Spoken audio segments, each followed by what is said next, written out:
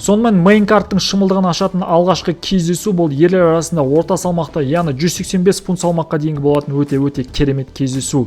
Кездесуді ешқашан таңдамайтын американдық Кевин Холланд пен оның қарсыласы бұрынғы One Championship'та орта салмақта және де жартылай ауыр салмақта чемпион болған голландиялық Рейне де Риддер арасында өтетін керемет кездесу. Бұл кездесуде сарапшылардың сәл ғана басымдығымен Кевин Холланд фаворит болып отыр.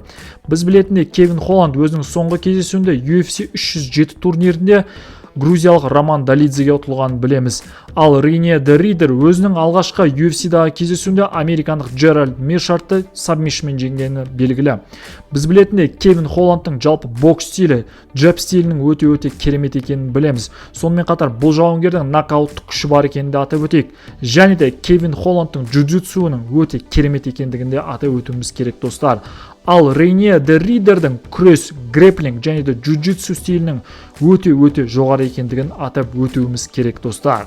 Менің ойымша, бұл кездесуде Кевин Холланд кемінде төрешілердің шешімімен, болмаса техникалық нокаут, болмаса сабмишнмен Рейне де Риддерді жеңуі тиіс деп есептеймін. Kevin Holland double scream. Oh!